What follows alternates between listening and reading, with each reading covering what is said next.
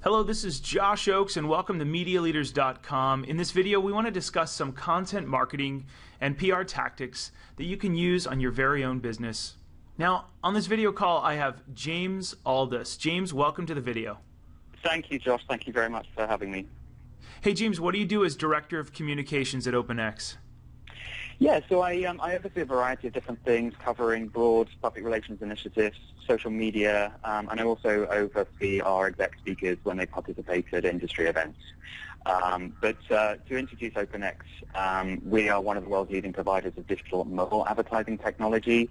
So we run a variety of different tools for both publishers and advertisers to help with their selling and buying of digital advertising inventory. So we're kind of a B2B company within the space. Fantastic. Hey, I want to ask you 3 questions that will help the viewers with some content marketing and PR tactics. Question number 1, what are your tips to leverage social or video content to broaden your brand or maybe even your client's story?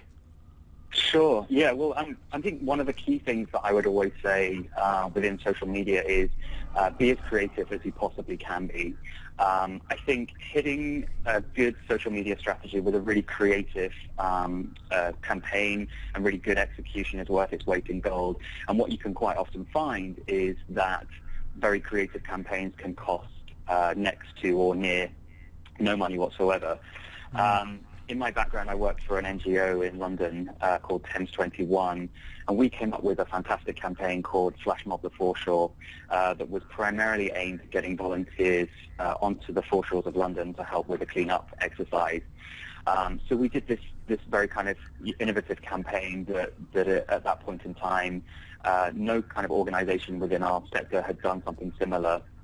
So we used a lot of social media tools. We drove a lot of buzz and awareness through our partners and the different people that we worked with. And we actually were able to execute a very, very good campaign without any sort of media spend whatsoever. So I think I would always say, stretch yourself to be really creative and come up with some quirky, new and different ideas that other people in the space aren't doing. And with that in mind, we can look at, we've learned this year, the power of real-time execution as well. Just look at Oreo cookies and what they've been doing this year within the social space. You can create a huge amount of impact just by having a really good idea. So that's great. That's a really good tip. Yeah, number 2, can you share with us a relevant industry blunder? And this could be by your team or yourself, and suggest learning tips to prevent that next time? Yeah, absolutely.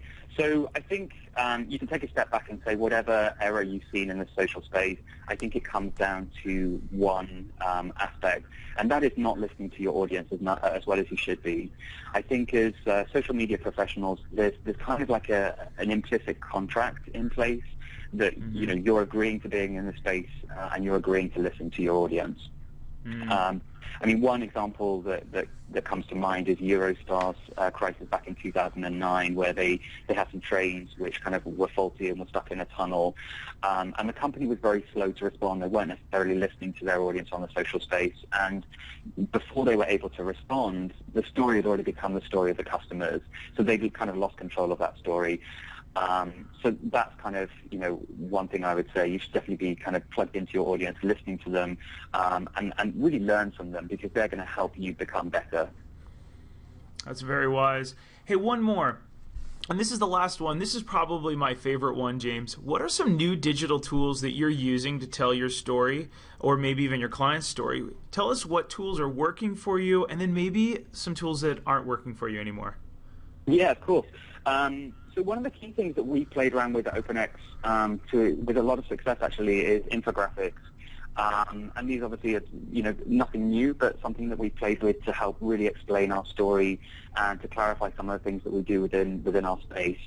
So last year we actually did a partnership announcement with Samsung, and we rolled out a specific infographic that was connected to that announcement that really explained to people the nuts and bolts of what the partnership was going to be delivering.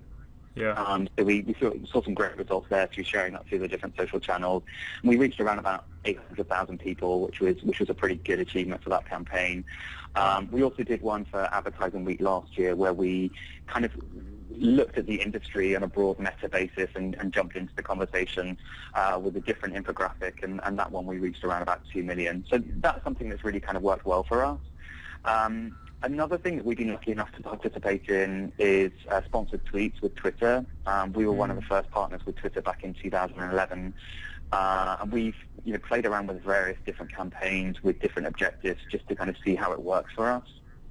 One of the main ones that actually performed incredibly well was a Japanese language campaign that we executed towards the end of 2011. That was fantastic for us and had engagement rates of up to about 14%, which is pretty good in the Twitter space. A couple of the other platforms that are new, that a lot of people are using, Pinterest, Instagram, Vine, things like that, we started to play around with. It's not always something that works for us in terms of the story that we're telling to a business community. So we really have to keep in mind what it is that reaches the audience that we want to reach in the best way possible. I think if we were a brand that had high consumer applicability like Mars or Coca-Cola, I think jumping into these very consumer-driven platforms would be fantastic for us, but we kind of don't really have that luxury. So we have to be a little bit more creative and a little bit more sophisticated in our approach and how we utilize the different platforms that are out there. Good point. Hey, that's really great. So just to reiterate, those of you that are watching this, we're also having an event on October 8th in Santa Monica at Rock. You can come and meet James, learn more about him, hear some more stories and some more techniques on how to run your business on content marketing and PR. James, I want to welcome you to the video, and thanks so much for sharing your tips. No problem. I'm looking forward to a great event next week. And those of you that are watching this long after the event is over, you can click the links below this on YouTube and visit MediaLeaders.com to learn more about this event, watch the follow-up and the recap. And you can also visit MediaLeaders.com to subscribe to us and also get a bunch of free marketing videos. Thanks so much for watching the video, everybody, and as always, keep it light, bright, and polite. Have a great day.